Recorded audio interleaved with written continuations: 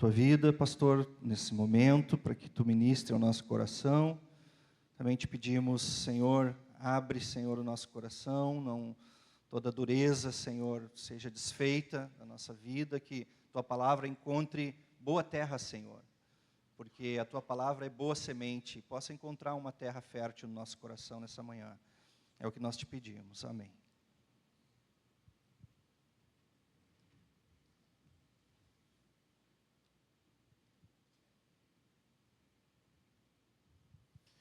Amém. Graça e paz a todos. É sempre bom, né, ver crianças sendo apresentadas assim, crianças nascendo, crescendo, se desenvolvendo. E a gente já viu tantas histórias acontecendo, né? A gente vê crianças nascendo na igreja, depois essas crianças crescem, se tornam pais, aí vêm os filhos dos filhos e os filhos. Isso aí denuncia um pouco também da nossa idade, né? Mas faz parte dessa caminhada. Por exemplo, se você quiser saber quanto tempo existe aqui a Brasa Zona Norte, você pergunta a idade do Saulo. Quem é que conhece o Saulo aqui? Saulo foi papai agora, né? E o Saulo, quando a igreja começou, estava na barriga da Cátia, da mãe dele. Então, a idade do Saulo é a idade da igreja. Então, você percebe, né, como tinham crianças correndo, né, aquelas crianças assim que brincavam, se escondiam nos bancos, daqui a pouco já cresceram, se tornaram adolescentes, jovens, adultos, já casados, com uma estrutura de vida já montada, graças a Deus, né? Deus vai desenvolvendo, né? E interessante também ver como, conceitualmente, né, a igreja, então, vamos falar da igreja, não no contexto local aqui, mas a igreja de Cristo, ela é o corpo de Cristo. E o apóstolo Paulo fala sobre, ele faz uma analogia da igreja exatamente como um corpo humano, né? Sobre a igreja é composta de muitos membros, nem todos são iguais, evidentemente. O pé não é mão, a mão não é orelha, a boca não é nariz. Existem todas essas diferenças, mas tudo isso faz parte do mesmo corpo. Então, ele faz essa comparação. E dentro dessa ideia do corpo, o desenvolvimento ele também acontece de maneira uniforme. Imagina, você vê uma pessoa com um pé maior do que a perna, né? Acho que nem existe isso não existe nada. Sei lá, talvez um dia possa acontecer uma deformação. É uma deformação. O normal é o corpo crescendo de maneira proporcional. Então, o crescimento da igreja, o desenvolvimento da igreja, ele também se dá de maneira proporcional. Então, Paulo fala isso, né, sobre o desenvolvimento do corpo, sobre o desenvolvimento da igreja. E hoje o assunto que nós vamos tratar é sobre evangelismo e missões. Então, hoje é a última aula desse primeiro módulo, né, que nós estamos vendo sobre visão da igreja. Nós tratamos no primeiro culto sobre os conceitos de missão, visão, valores, enfim, todas essas questões. Segundo culto, tratamos mais sobre a história, né, da igreja, sobre a formação, enfim, como chegamos até aqui. Depois falamos também sobre louvor, sobre adoração. E hoje vamos tratar sobre evangelismo e missões. E eu quero dizer para vocês que nós, lá pelo início da década de 90, houve um grande despertar na igreja, né, especificamente no nosso ministério, o Ministério Brasa, um despertamento de missões transculturais, missões internacionais, missões em outros países. E desde lá, muitos irmãos foram e ainda estão morando em países estrangeiros, fazendo missões em todos os lugares. Temos missionários espalhados, né, pelo mundo. O próprio pastor Leandro mesmo ficou um tempo na Polônia, né, também, servindo a Deus ali. Vocês viram hoje o Davi e o Jonatas aqui abrindo o culto, né? Então, tu vê que já é um fruto desse trabalho missionário, os missionários poloneses aqui fazendo a abertura. Eu ia pedir para o Jota falar em polonês, mas ele não se lembra do polonês, né? Eu estava conversando com ele ontem, eles moraram um tempo na Polônia. Eu disse, Jota, conseguia falar, ele, olha, o meu pai disse que eu falava, que eu me comunicava, mas eu não me lembro. Então, é um polonês nato. Mas essas experiências, elas são interessantes, né? Como elas nos motivam, como elas nos gratificam o coração.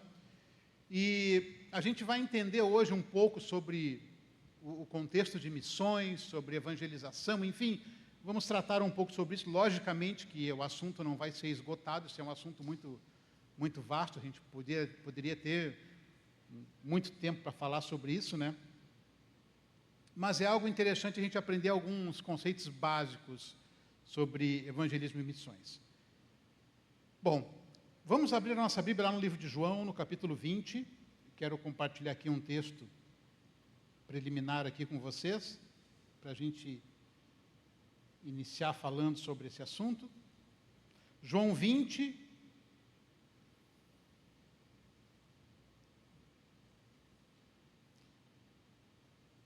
versículo 21.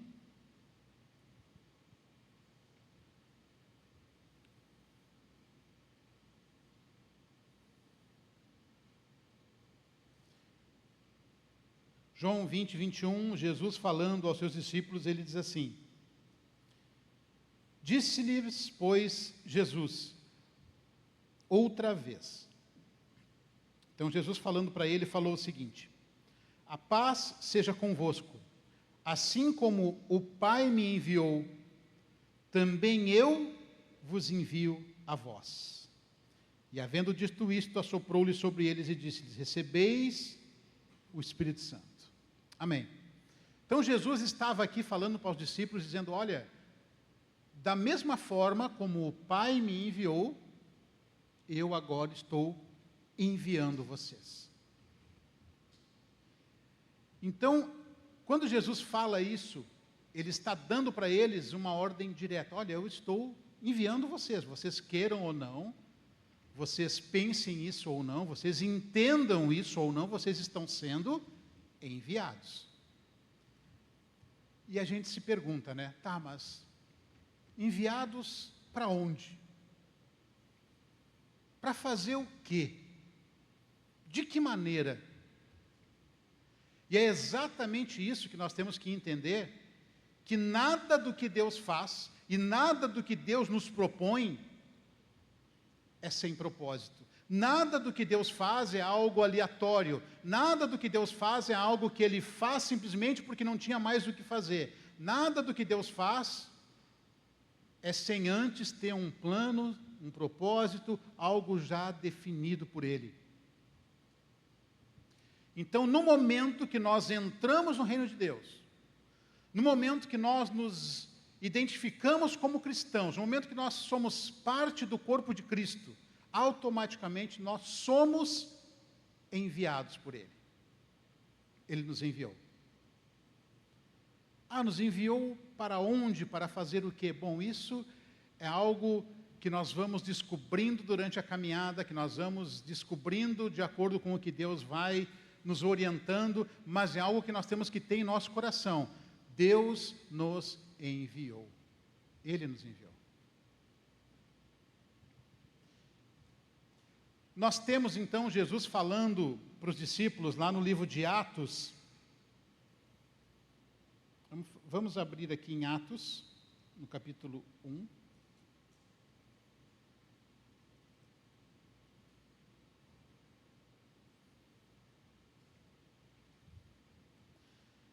No Atos, em livro de Atos, capítulo 1.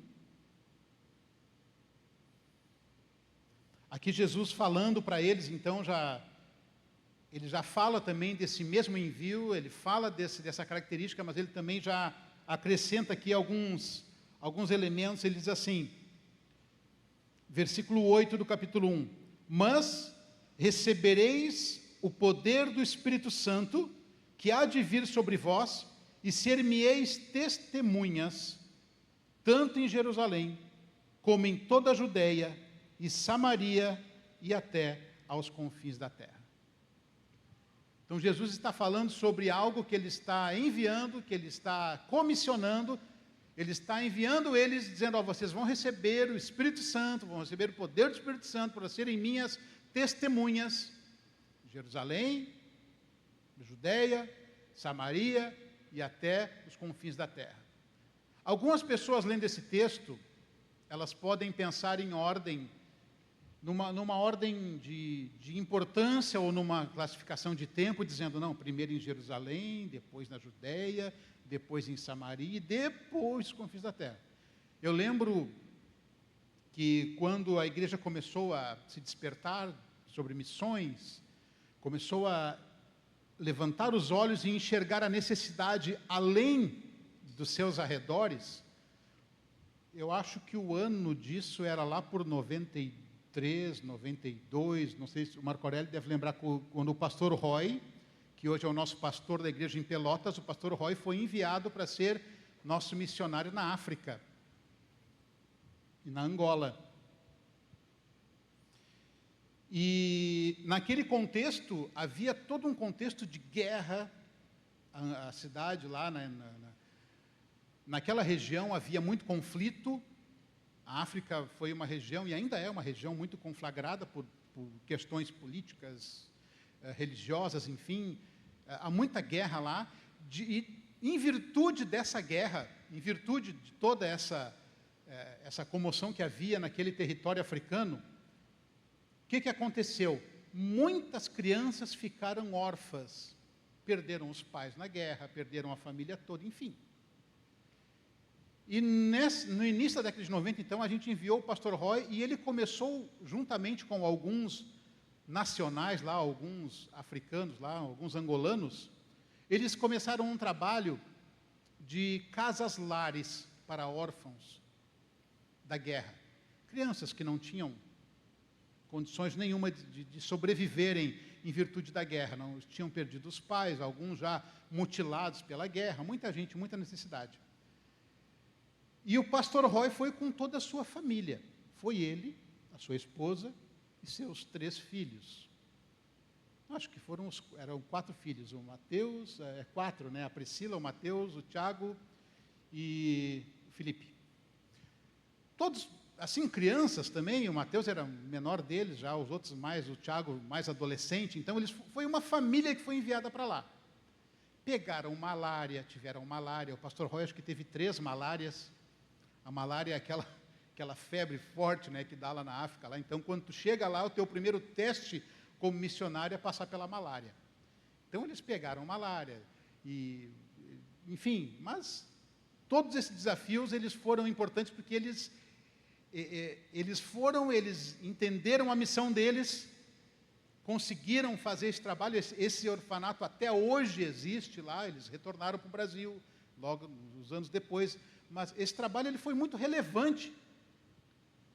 Mas ainda assim, tinha gente na igreja, e eu sei porque eu convivia muito em todos, eu praticamente entrava em todos os grupos da igreja, né? Porque eu era do Ministério da Portaria. Então, eu sabia todo o quadro, todo o contexto da igreja, eu conhecia todos. Porque quem trabalha na recepção, na portaria, tem uma visão geral. Vocês não sabem, mas a gente está cuidando de tudo. A gente cuidava de tudo. Por quê? Porque tem o culto acontecendo e a gente tem que cuidar. Quem está entrando, quem está chegando, quem é... Então, a gente sabia mais ou menos. E eu conversava muito com as pessoas que me dava com elas. E muita gente dizia assim, mas por que mandar missionário para a África? Se tem gente na Restinga precisando de ajuda. Para quê? Para que gastar dinheiro mandando gente para a África? Se a gente pode ajudar quem está na Restinga. E eu pensei naquilo, fiquei pensando sobre isso, mas será que é isso mesmo? Será que é isso mesmo? Será que existe essa ordem? Não, eu tenho que fazer aqui, depois ali, depois ali. E aquilo me trouxe um questionamento, sabe? E eu pude entender uma coisa. Quando Jesus fala sobre serão minhas testemunhas, tanto em Jerusalém, como em toda a Judéia. Então, Jesus não está dizendo assim, ó, primeiro aqui, depois ali e depois acolá. Ele está dizendo tanto em, quanto em. Então, tanto em Jerusalém, quanto em a Judéia. Ou seja, o trabalho missionário lá na África, ou lá na China, ou seja onde for, não exclui a responsabilidade da igreja também aqui. Então nós temos que pensar a obra de Deus em algo simultâneo. Então o fato de nós atendermos aqui, de a igreja se envolver em missões, em evangelismo aqui na nossa região, aqui na nossa realidade, não exclui o fato de que nós estamos também trabalhando em outras frentes. Então o que acontece hoje? Tá? Vamos trazer um pouco para a nossa realidade hoje. A nossa igreja, ela sempre foi e sempre será uma igreja evangelística, missionária, por assim dizer, porque esses termos eles são muito próximos. A BZN, em todos esses 24 anos de existência, da nossa igreja já nasceram pelo menos mais 5 igrejas. Todas elas com cunho evangelístico. A igreja da Alvorada, para você entender como surgiu, tá? Um dos precursores está lá, o Marco Aurélio. Como é que surgiu a igreja de Alvorada? Com trabalhos evangelísticos em escolas. Foi ou não foi? Como é que é o nome daquela escola lá que era perto do Márzio lá?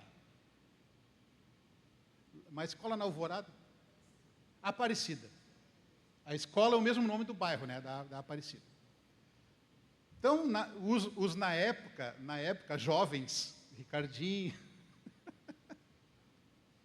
do Ricardinho Alvo, né? Faz tempo, né?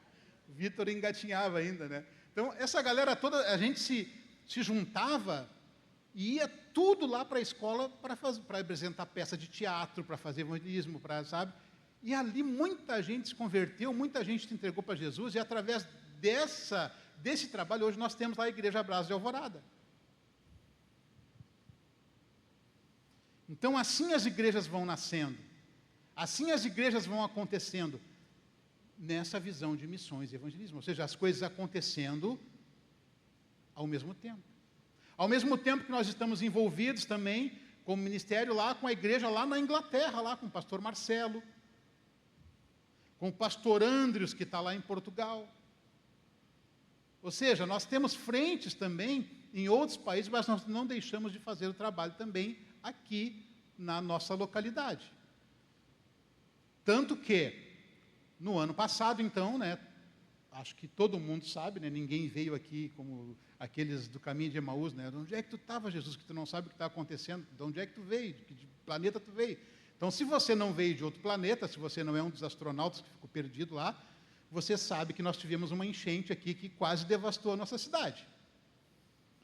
Essa enchente nos deu a oportunidade de exercermos aquilo que Deus já tinha nos ensinado, através do Projeto Amor, através do trabalho social. Nós recebemos aqui várias famílias e várias pessoas acolhidas da enchente. Nós, para quem não sabe, se alguém não sabia, aqui nós tiramos todas as cadeiras daqui, esvaziamos esse lugar, e aqui ficou cheio de biliches. Tudo era beliche. A gente deixou de fazer os nossos cultos normais aqui e começamos a fazer os nossos cultos junto com eles aqui. A gente não parou de fazer os cultos, a gente fazia tudo junto ali. A igreja não deixou de ser igreja, mas a igreja também acolheu as pessoas.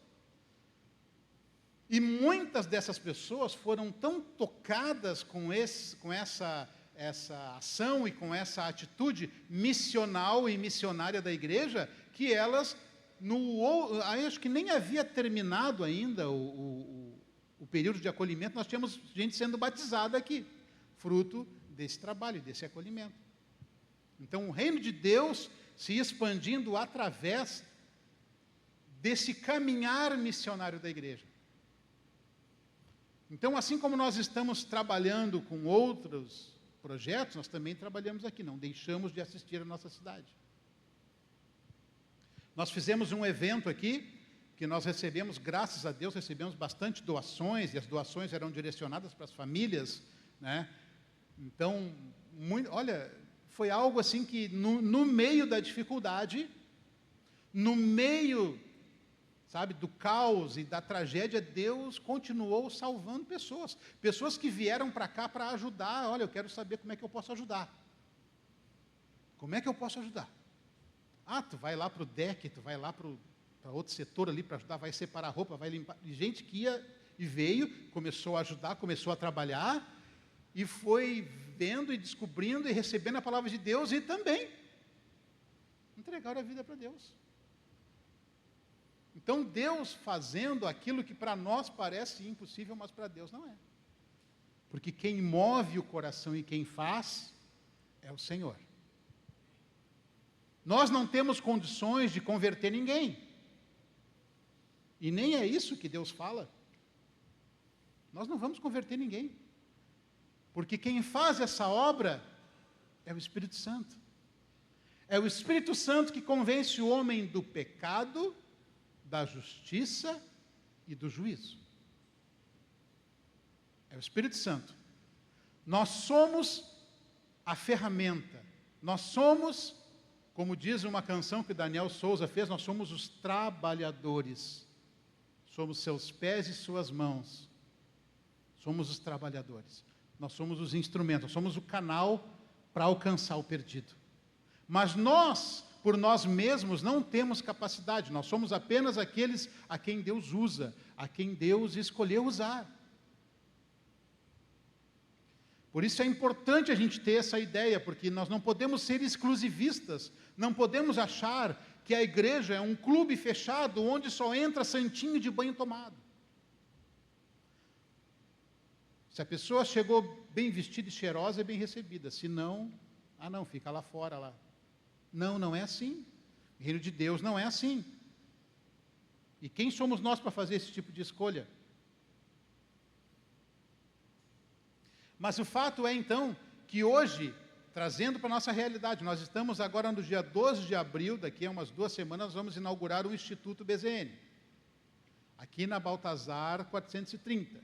Já está sendo ali preparado todo o ambiente, toda a estrutura. Mas para quê? Você pode pensar, mas para quê? É para que essa obra avance, para que essa obra continue, porque a enchente não foi só aquele momento ali de acolhimento. A enchente que aconteceu aqui, ela também resultou em muitos prejuízos, não só humanos, como materiais, como prejuízos financeiros e prejuízos também nas empresas, no mercado de trabalho, enfim, existe uma escassez que foi gerada por conta da enchente. E dentro desse projeto de reconstrução, dentro desse projeto, de reafirmação, o Instituto vai ajudar. O Instituto vai acolher, o Instituto vai ensinar, o Instituto vai capacitar as pessoas para que elas tenham um recomeço na vida delas. Então, esse é o propósito. E isso faz parte da missão. Isso faz parte daquilo que Deus nos chamou para fazer. Então, se você está hoje naquela fase em que você está se perguntando, Deus, o que eu posso fazer? Deus, no que eu posso fazer? No que eu posso ajudar? Fale conosco, a gente sabe. A gente sabe o que você pode fazer. A gente sabe no que você pode ajudar. E, logicamente, que isso tudo depende, tudo começa lá, lá no coração. Naquela chama que Deus acende. Aquela chama que vai crescendo. Vocês não devem nem saber isso, mas na minha época, quando eu era criança, lá em São Gabriel, lá no interior, tinha o lampião. Porque não era todo mundo que tinha luz elétrica, né? Televisão tinha só um na rua que tinha. Eu lembro até hoje, era o seu Pedro lá, que era um sargento da brigada lá, ele tinha uma televisão. Então a gente, domingo, final da tarde, eu e meus amigos, tudo se reunia, ia tudo para a casa do seu Pedro lá, para ver os Trapalhões. Porque só ele tinha televisão. Então, naquela época, quando escurecia, a gente já ia para casa, que já era hora de deitar. Então, a gente dormia cedo, acordava cedo, era tudo, né, mais rústico. E o lampião, ele tinha querosene. Era um lampião, assim, uma forma, assim, que eu não sei como descrever, mas ele era querosene, e aí tinha um botãozinho que tu ia girando, assim, sabe? E o lampião, quando tu acendia o lampião, ele tinha um pavio assim por fora, tu acendia aquele paviozinho e aí tu ia fazendo assim com o botão e o fogo ali do lampião ia aumentando. Então, se tu quisesse uma luz mais forte, tu aumentava no botãozinho a luz do lampião e iluminando mais. Diminuía, aí tu diminuía a luz. Quem é que se identificou com isso aí? Tudo da minha geração aí, né? O lampião era assim. Então, quando Deus acende aquela luzinha, sabe? Aí não vão começar agora a fazer meme de crente lampião aí, viu? Quando Deus acende, parece um foguinho que vai, sabe? Deus acende no teu coração aquele foguinho. Deus acende, sabe? Você vai, o seu coração, eu preciso me encher de Deus, eu preciso mais de Deus, eu preciso falar de Deus, aquele foguinho está ali. Mas, dependendo do lado que você girar o botão, você vai aumentar ou você vai apagar. Você aumenta ou você diminui aquela chama que foi acesa. Então, por isso que tem um texto bíblico que diz assim, ó, não apagueis o Espírito Santo. Então, se você girar para um lado, você vai... Não vou nem falar de que lado é para não dar em conotação política, tá? Longe disso. Mas, vocês sabem, né? Vamos falar em sentido horário. Em sentido horário, você aumenta o seu fogo. No anti-horário, você apaga. Em que sentido nós estamos caminhando? Em que sentido nós estamos crescendo em Deus? Em que sentido nós estamos alimentando essa chama, esse fogo?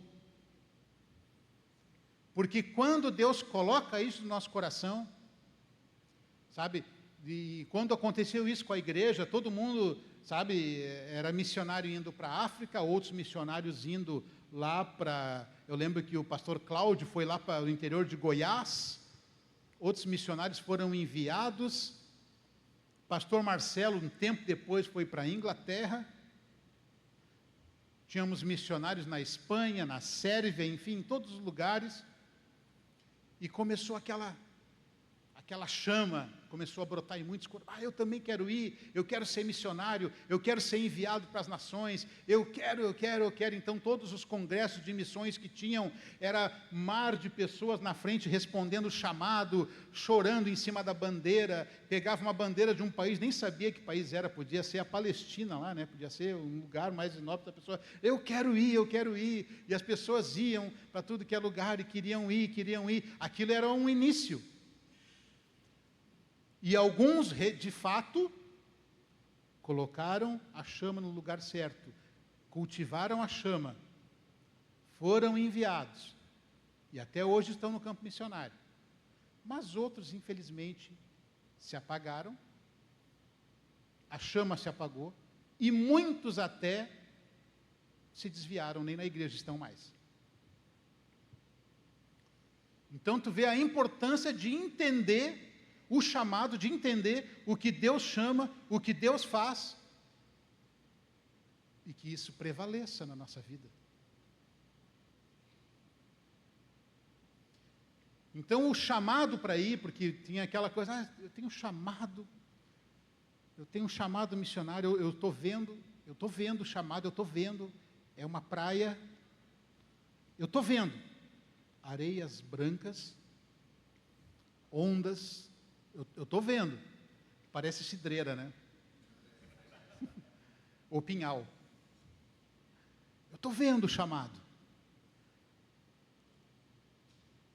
A nossa vida não pode ser assim, queridos. A gente tem que entender com maturidade o que Deus nos, sabe? Aonde você estiver, onde Deus te colocou, ali também é o teu chamado.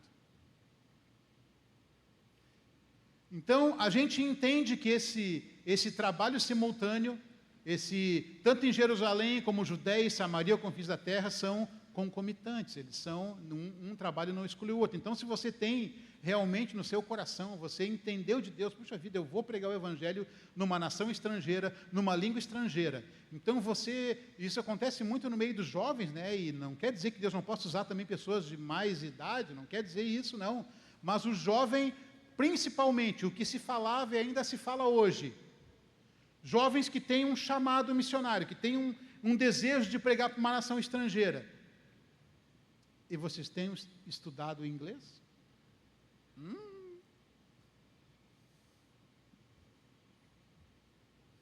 Recentemente teve aqui os americanos visitando, né?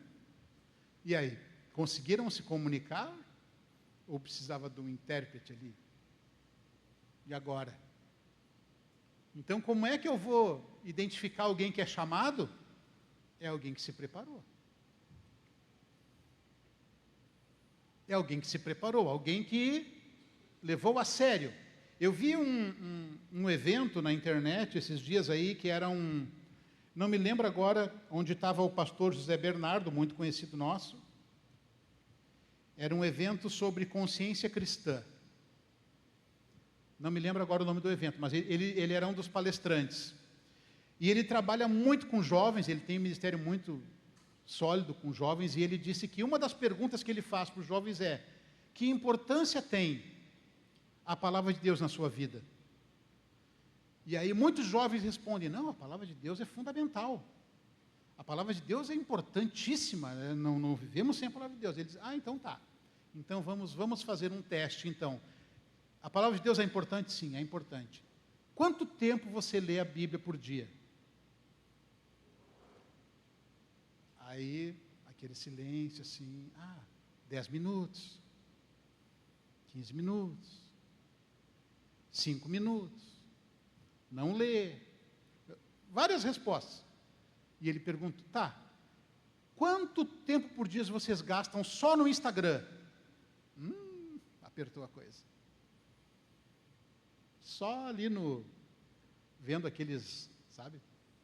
Sei lá como é que é o nome, Reels. Só os Reels, os reactions. Sabe que aquilo ali vicia?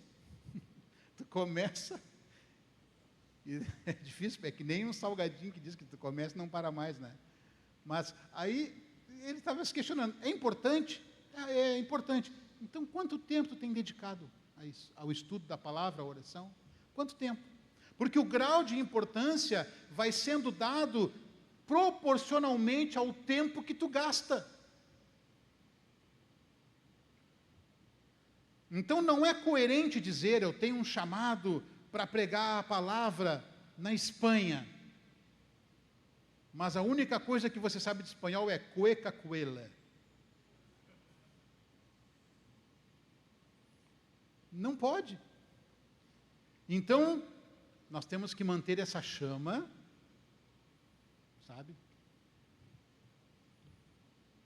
Nós temos que começar, então, a entender o propósito de Deus, a entender o que Deus quer fazer, nos colocar à disposição. Uma das frases mais importantes que nós aprendemos,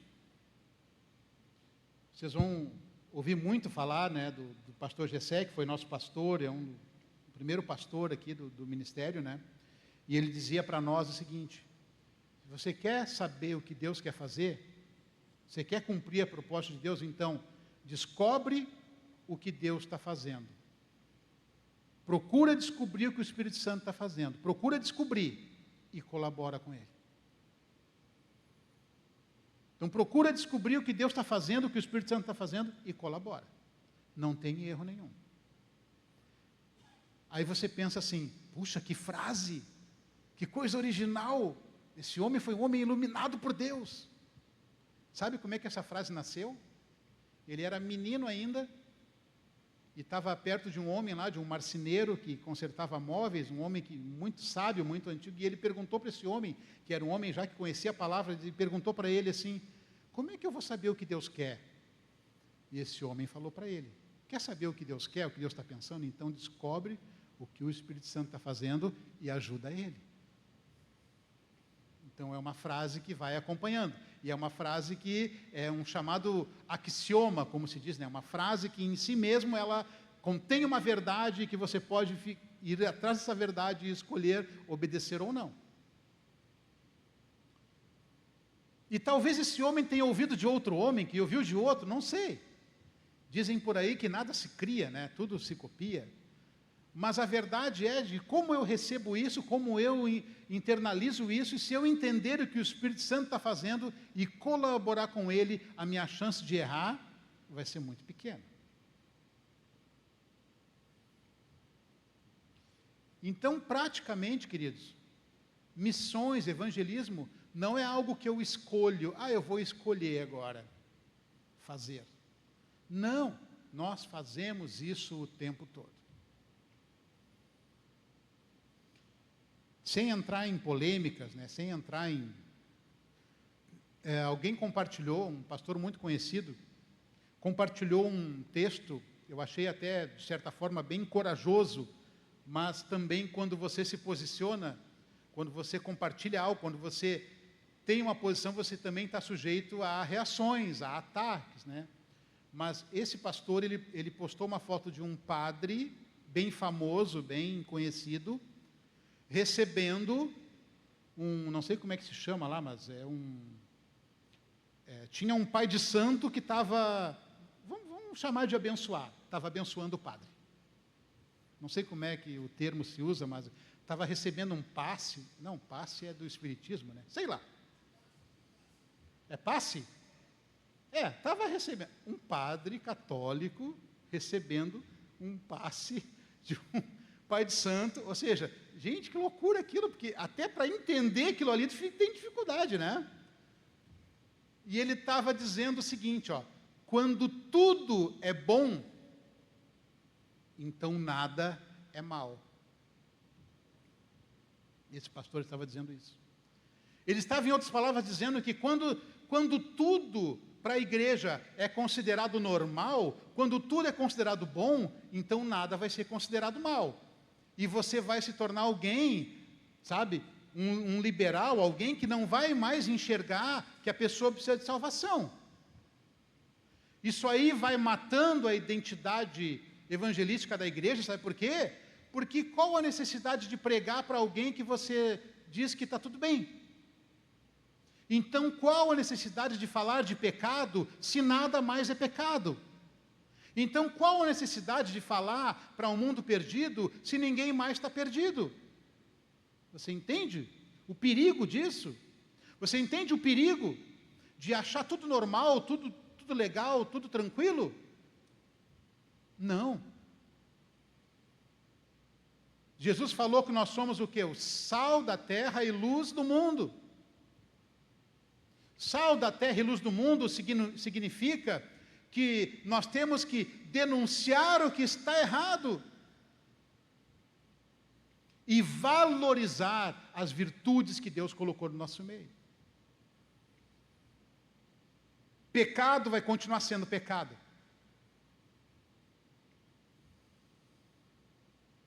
Você pode pegar um porquinho, dar um banho nele, dar outro banho nele, mas o cheiro não sai. Você dá outro banho no porquinho, perfuma ele todo, bota talco no porquinho, bota uma roupinha nele, leva para passear no shopping, bota tudo, sabe, bota sapatinho no porquinho, mas se você largar aquele porquinho, sabe para onde ele vai?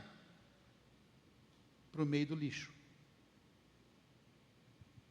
Ele vai de novo para o meio do lixo. Ou seja, você pode pegar um pecado, você pode pegar um erro, pode fazer o que você fizer com ele, pode dar a cara que você quiser com ele, pode dourar a pílula do jeito que você quiser, mas o erro e o pecado vão levar para a condenação. O erro e o pecado vão levar a pessoa para a perdição. Então nós não podemos considerar normal aquilo que Deus não considera.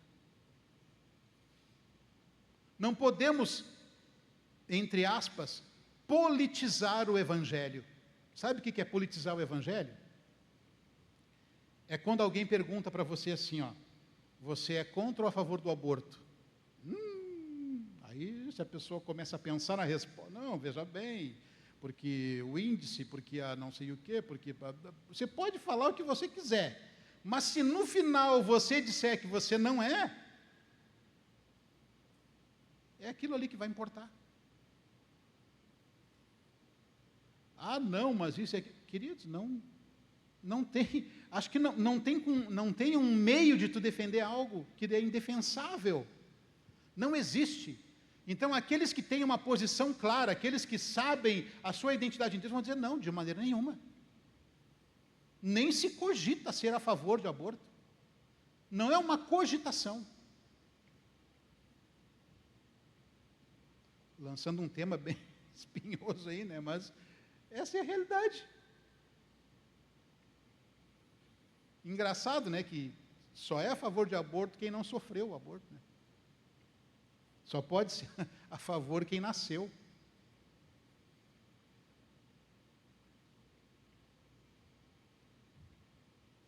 E aí tem gente que defende, né? Mas tudo bem. É uma escolha, é uma opção. Pode dar a roupa que você quiser, pode colocar a roupa que você quiser. Mas se soltar o porquinho, ele vai para o meio da lama. Ele vai para o meio do lixo.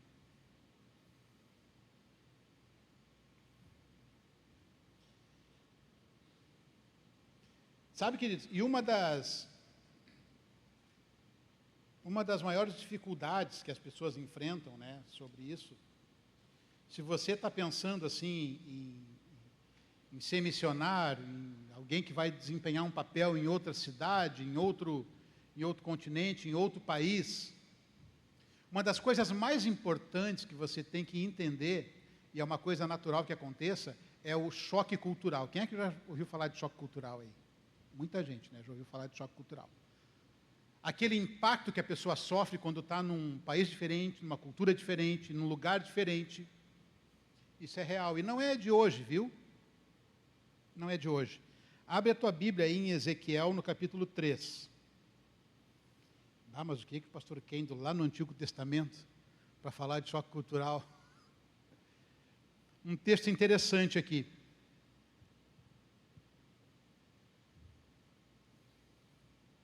Ezequiel é um livro bem interessante, né, com várias visões e interpretações. Mas aqui o profeta Ezequiel está falando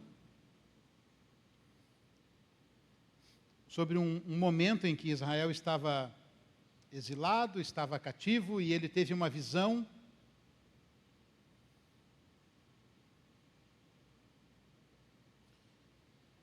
Aqui no versículo 15, Ezequiel 3,15. E fui a Tel-Abibe, aos do cativeiro, que moravam junto ao rio Quebar. E eu morava onde eles moravam. E fiquei ali 7 dias, pasmado no meio deles. O que aconteceu aqui?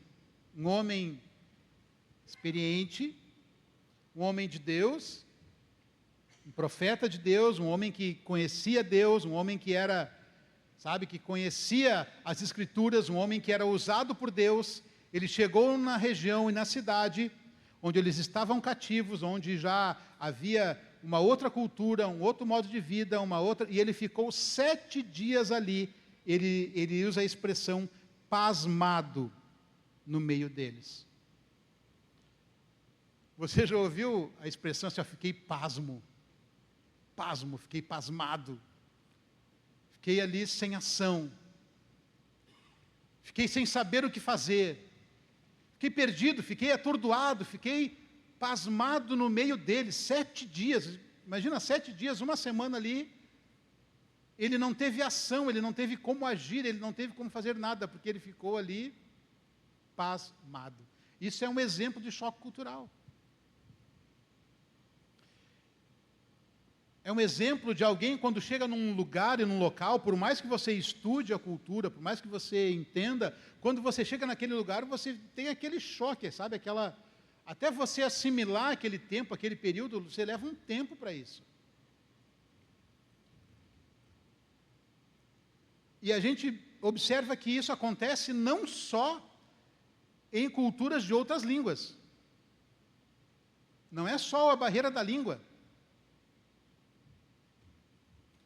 Quando você, por exemplo, se você vai daqui do Brasil para Portugal, você não vai ter dificuldade com a língua. Sabe? Não vai ter. Mas a cultura, o modo de vida, os valores vão ser tão diferentes que você também vai passar por um choque cultural. Vai ter um tempo até tu te adaptar e tu te acostumar à realidade do cotidiano daquela região. Aqui mesmo no nosso país, se você sai aqui do sul e vai lá para o nordeste, para o norte do país, até para o centro-oeste, para o centro-sul, ali você já vê diferenças. Você percebe diferenças. O Wonderful. O Vandrei, né? Veio lá de Rondônia, né? A diferença, cara. Ele achou que, vou fugir do calor. Olha onde ele veio. Não, estou brincando. É ou não é diferente? Modo de ser, modo de agir, a cultura, e muita gente brasileira vem aqui no Rio Grande do Sul e se sente discriminado, sabiam disso? Muitos irmãos, muita gente do Brasil mesmo, chega aqui e diz, o povo gaúcho é um povo muito soberbo, o povo gaúcho é duro de coração.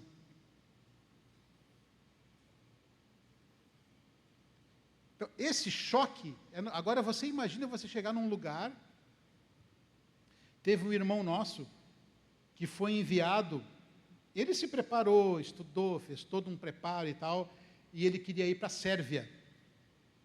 E chegou lá na Sérvia. Ele já tinha aprendido um pouco da linguagem, um pouco da língua, um pouco tudo, mas quando ele pisou lá, quando ele chegou lá, é que ele viu aonde ele estava. No meio de conflitos, no meio de guerras, no meio de uma cultura muçulmana, de uma cultura, sabe, diferente. E sabe qual foi o apoio que ele teve lá? Um missionário que já estava lá, um pastor brasileiro que pôde apoiar ele e fazer um meio de campo ali, pôde apoiar ele naquilo que ele tinha dificuldade. Um pastor brasileiro. Senão, ele teria muita dificuldade nisso. E é uma dificuldade que tu tem com a língua, com os hábitos, com a cultura. A gente teve relatos de missionários que estavam na Índia. Teve um missionário, um pastor também, que veio falar sobre a obra de Deus que ele fazia lá no Nepal. E cada um com a sua dificuldade, cada um com o seu desafio. E sabe o que diminui esse choque, queridos?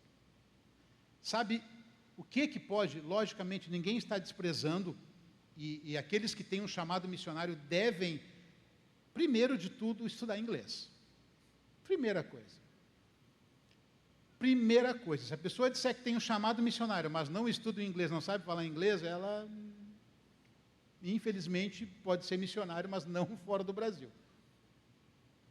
Segunda coisa, entender as culturas, entender o contexto, entender a cultura política, religiosa do local onde a pessoa está orando para ir. Porque tudo isso faz parte, tudo isso vai fazer parte. Sabe essa liberdade que a gente tem aqui no Brasil? Essa liberdade que nós temos aqui, se a gente quiser ir lá na praça agora fazer um culto, falar de Jesus e ninguém vai nos prender por isso. Mas, recentemente, na Síria, que é um país extremamente muçulmano, a Síria entrou em guerra, e a primeira coisa que os ditadores fizeram lá, sabe o que foi? Perseguição aos cristãos. Aqueles que se declaravam cristãos eram presos em casa, se tornavam prisioneiros, quando não eram mortos por causa da sua fé. Percebe a diferença? E a gente tem ainda, logicamente que isso é um exemplo extremo, mas aqui mesmo no Brasil, aqui no Rio Grande do Sul, tem colônias alemãs, colônias italianas, que são extremamente católicos. Tem uma cidade aqui próxima, de 2 irmãos, não me lembro o nome da cidade agora, em que até hoje as pessoas falam em alemão. O cotidiano deles é uma cidadezinha assim, uma cidade menor, né? Uma cidade bem, aquela tipo de um reduto alemão ali, as pessoas falam em alemão e a religião oficial é o catolicismo e você não tem nem chance de nada. Algumas outras regiões são aí, por conta da cultura da alemã, é o luteranismo, mas são igrejas luteranas que estão plantadas ali, então era aquela região ali. Então você indo ali, você vai encontrar aquela barreira, aquele choque cultural. Outras regiões são de colônias japonesas, colônias libanesas, ou seja, tem vários locais onde você encontra também essa resistência. Então tudo isso são fatores que vão, que vão impedindo, mas tem algo que a gente sabe que é o que funciona, que é o Espírito Santo.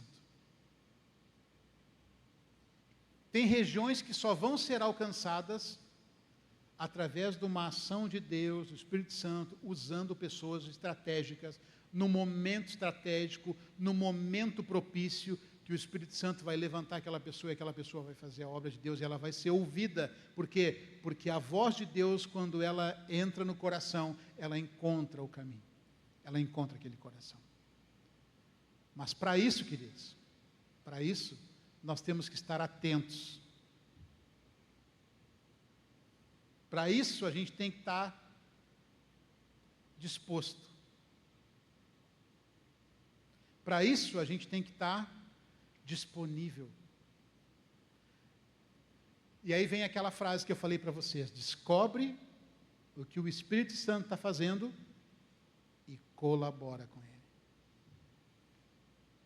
Sabe, de repente tem uma vida que está já pronta para entregar o coração para Deus, uma vida que já está ali, sabe, aquela semente já amadureceu, aquela pessoa está precisando só de um empurrãozinho, e é você que vai dar esse empurrãozinho, mas na hora você não percebeu, e na hora você, sabe, se distraiu com outra coisa, estava lá no Instagram, alguém mandou uma piadinha para você, alguém mandou uma mensagem, passou o momento. Sabe o que vai acontecer? Deus vai levantar outra pessoa para cumprir o propósito dele. Mas o privilégio que você tinha de fazer parte daquele momento passou para outro. Então, queridos, nós temos que entender que nós somos essa ferramenta, nós somos esse instrumento, e nós temos que estar intimamente ligados àquele que é, aquele que faz realmente. Amém? Glória a Deus, já estamos chegando aqui no nosso horário. Algumas instruções aqui finais, então, para vocês. Eu vou colocar no grupo ali da Escola de Servos, tanto a aula passada quanto essa, vai ser disponibilizado ali em PDF, para todos os alunos ali. Alguns me procuraram dizendo que o nome ainda não está na lista, a lista está lá para quem não assinou ainda, né? Então assine a lista de presença. E aqueles que o nome não está aparecendo ali, coloque o seu nome e o seu telefone do lado. Daí a gente já faz essa finalização aí. E eu também vou estar dando ali as instruções da avaliação, como é que vai se proceder, né, durante a semana. E a gente vai finalizando esse primeiro módulo aí, e depois a gente continua então.